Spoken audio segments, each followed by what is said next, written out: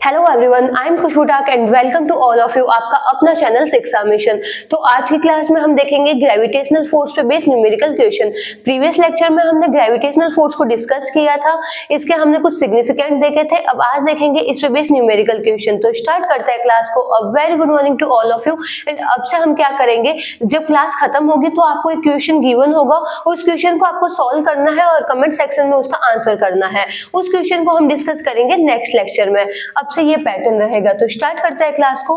First question है, two identical spherical ball made up of the same material, the force of the gravity between is F, here F is directly proportional to. अब यहाँ पे आपको question दे रखा है कि आपके पास में दो स्फेरिकल बॉल है जिसका मास क्या गिवन है, आपको m गिवन है और उसकी रेडियस कितनी है, r है। अब यहाँ पे हमें बता रखा है कि जो स्फेरिकल बॉल्स है वो क्या है, सेम मटेरियल की बनी हुई है। जब वो सेम मटेरियल की बनेगी तो उसकी डेंसिटी भी क्या होगी, सेम होगी। मतलब क्वेश्चन में अपन को गिवन है कि जो अपने पास में ये बॉल है उसका मास इक्वल है, रेडियस इक्वल है एंड डेंसिटी भी इक्वल है। डेंसिटी इक्वल क्यों है, क्योंकि ये क्या कर रही है, यहाँ पे आपको गिवन है कि सेम मटेरियल की ये बॉल बनी है। नेक्स्ट क्या है इसमें, the force of the gravity between F, इनके बीच में जो ग्रेविटेशनल फोर्स है वो रेडियस के मतलब r के कैसे प्रोपोर्शनल होगा। तो यहाँ पे हमको यहाँ पे रिलेशन बताना है।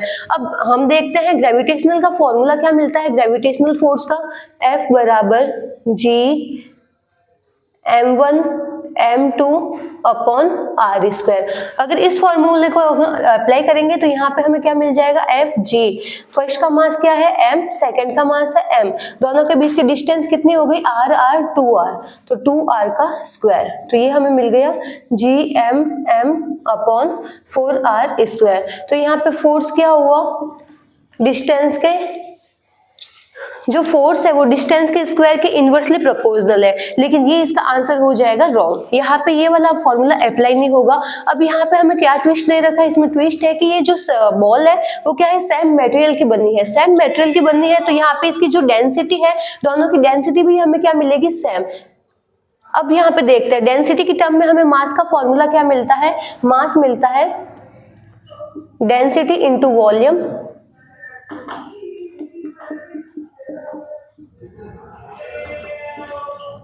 दोनों की डेंसिटी इक्वल दे रखी है।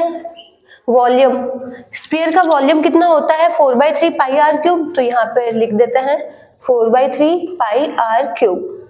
तो अब हमें मास की जगह क्या यूज करना है, मास की जगह हमें डेंसिटी की टर्म में ये यूज करना है 4 pi r cube into rho upon 3। तो ये हो गई मास की टर्म। अब हम अप्लाई करेंगे ग्रेविटेशनल फॉर्मूला। ग्रेविटेशनल फॉर्मूला क्या होता है, F G m1 m2 upon r square. जी, दोनों का मास इक्वल है तो ये क्या हो गया, m स्क्वायर। अब यहाँ पे m की टर्म हम क्या लिखेंगे, 4 पाई r cube into rho upon 3। तो यहाँ पे हम लिख देंगे इसको 4/3 पाई r क्यूब रो, इसका हो जाएगा यहाँ पे स्क्वायर अपॉन r स्क्वायर। दोनों के बीच की डिस्टेंस कितनी है, 2r, तो ये हो गया 2r का स्क्वायर। अब यहाँ से हम इसको सॉल्व करेंगे और देखेंगे कि जो ये r है, r के फोर्स कैसे प्रोपोर्शनल है, इनवर्सली प्रोपोर्शनल है या डायरेक्टली प्रोपोर्शनल है। सॉल्व करते हैं इस टर्म को।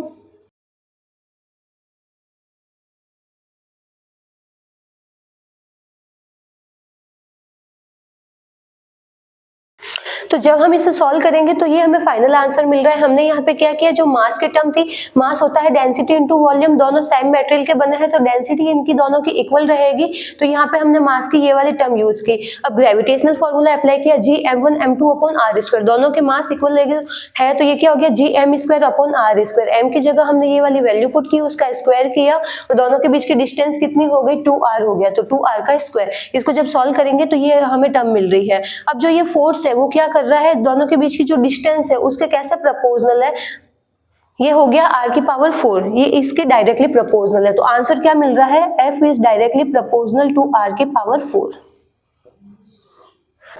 तो यहाँ से हम कॉन्सेप्ट को यूज करेंगे। कॉन्सेप्ट क्या है, सेम मटेरियल का है तो डेंसिटी इक्वल है। तो यहाँ से कॉन्सेप्ट से हम यहाँ पे यूज करेंगे। तो यहाँ पे फोर्स है, फोर्स r के क्या है, r की पावर 4 के डायरेक्टली प्रोपोर्शनल है। जबकि अगर हम फॉर्मूले से देखें तो यहाँ पे ये क्या आ जाएगा, r की पावर स्क्वायर के इनवर्सली प्रोपोर्शनल आ रहा है, जो कि हो जाएगा रॉन्ग आंसर। करेक्ट आंसर आपको ये मिलता है। जिसको नोट डाउन करना है नोट डाउन कर लो।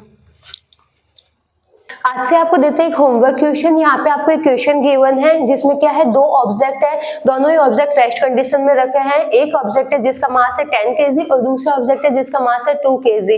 आफ्टर टी टाइम जो फर्स्ट ऑब्जेक्ट है उसकी वेलोसिटी हो जाती है 2 मीटर पर सेकंड एंड सेकंड ऑब्जेक्ट की वेलोसिटी है v। तो यहाँ पे हमें v की वैल्यू फाइंड आउट करनी है। Find after T time velocity of second object. अब यहाँ पे आपको 4 ऑप्शन दे रखे हैं, इसमें से कौन सा ऑप्शन करेक्ट है आपको ये कमेंट सेक्शन में कमेंट करना है और इसको हम डिस्कस करेंगे नेक्स्ट लेक्चर में। Thank you.